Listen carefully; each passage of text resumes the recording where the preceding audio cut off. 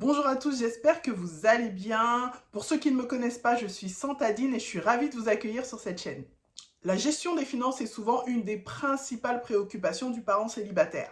On doit assumer seul la responsabilité financière du foyer et aujourd'hui, je vous délivre 5 conseils pour faire face aux défis financiers.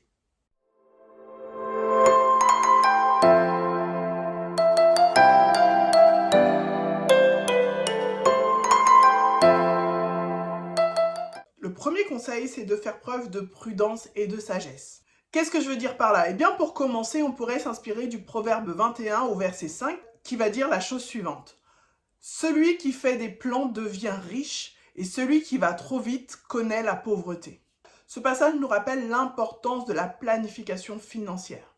En clair, faire ses comptes est indispensable. Bien sûr, il est question de faire ses comptes avant de dépenser l'argent, ce qui nous permet de nous canaliser et de commencer le mois sereinement. Le deuxième conseil, c'est de pratiquer la générosité et le partage. Malgré les défis financiers qu'on peut rencontrer en tant que parent célibataire, on a cette possibilité d'être généreux. La Bible nous dit qu'il y a plus de joie à donner qu'à recevoir. La générosité, elle peut se manifester comment? Eh bien, elle peut se manifester dans des choses assez simples, à savoir donner de son temps, mettre à disposition ses dons, ses talents et ses ressources pour aider ceux qui en ont besoin. Lorsqu'on parle de générosité, on ne parle pas forcément d'argent, mais on parle de don de soi. Et c'est important qu'en tant que parent célibataire, on garde ça en tête. On ne peut pas forcément toujours aider les gens financièrement, mais on peut donner tellement plus en nous donnant nous-mêmes. Il est important également de se rappeler que Dieu récompense toujours les cœurs généreux. Le troisième point, c'est de faire confiance à Dieu pour pourvoir à nos besoins. Matthieu au chapitre 6 et au verset 26 nous dit la chose suivante. Regardez les oiseaux du ciel, ils ne sèment ni ne moissonnent, ils n'amassent rien dans des greniers, et votre Père céleste les nourrit. Ne valez-vous pas beaucoup plus qu'eux? Rappelons-nous une chose, les oiseaux sont des créatures de Dieu, et nous sommes ses enfants. Il prendra toujours soin de nous. Le quatrième point, eh bien, il s'agit d'éviter l'attachement excessif aux biens matériels et de faire attention aux achats compulsifs. En tant que parent célibataire, on peut être tenté de chercher une forme de sécurité dans les biens matériels, une forme de bonheur également dans les biens matériels. Avoir des biens n'est pas mauvais en soi, mais ce qui est important, c'est la considération et l'attachement qu'on va apporter à ces biens. Matthieu 6 au verset 21 va nous dire la chose suivante. Là où est ton trésor, là aussi sera ton cœur. Certaines situations peuvent nous amener à un moment de notre vie à une certaine forme de précarité. Et une des erreurs qu'on peut faire, c'est que lorsqu'on rebondit et qu'on reprend du poil de la bête, qu'on recommence à avoir une situation stable, eh bien, on va s'attacher et s'accrocher à ces biens matériels, à la maison qu'on s'est achetée, à la voiture qu'on s'est achetée. Et c'est là où on doit être vraiment très prudent.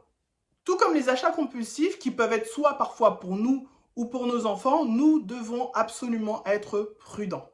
Je ne sais pas si ça va vous parler, mais parfois, lorsqu'il s'agit de nos enfants, on peut avoir cette tendance à faire des achats compulsifs. Ces achats compulsifs sont souvent motivés par une forme de culpabilité ou tout simplement par le fait que lorsque nous, on était jeunes, on n'a pas eu le droit à ce genre de choses-là. Donc, pour compenser le fait de ne pas l'avoir eu, eh bien, on va l'acheter à nos enfants. On se dit, moi, quand j'étais petite, j'ai pas eu ça, j'aimerais bien que mes enfants l'aient. Et puis, si on réfléchit vraiment, si on est honnête avec nous-mêmes, on se rend bien compte que des choses qu'on leur achète ne sont pas nécessaires, ne sont pas indispensables. Et pourtant, on va chercher à justifier le fait qu'il en a besoin ou il a toujours demandé ou il est tellement sage qu'il mérite ces choses-là. Sauf que malheureusement, ça nous entraîne à faire des dépenses qui ne sont pas prévues et qui ne se justifient pas réellement. Soyons prudents, soyons vraiment dans l'écoute de Dieu lorsqu'il s'agit de dépenser de l'argent, de manière à ne pas faire les choses motivées par des sentiments, mais motivées par l'Esprit de Dieu uniquement. Cinquième conseil, eh bien, il s'agit de rechercher des conseils avisés. Qu'est-ce que je veux dire par là? Qu'est-ce que je veux dire par conseil avisé? Eh bien, on peut regarder autour de nous, il y a des personnes qui prospèrent tout simplement financièrement ou qui ont une bonne gestion de l'argent. Qu'est-ce qui nous empêche à nous d'aller vers ces personnes et de leur demander conseil?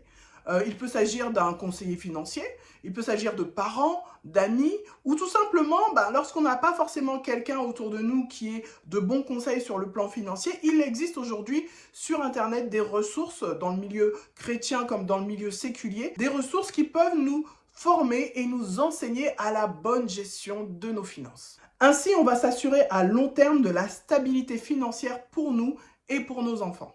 Pour la petite histoire, en ce qui me concerne, j'ai demandé des conseils à ma mère, qui est une très bonne gestionnaire, mais j'ai également suivi des webinaires sur Internet de manière justement à avoir un maximum de clés pour avoir une bonne gestion financière.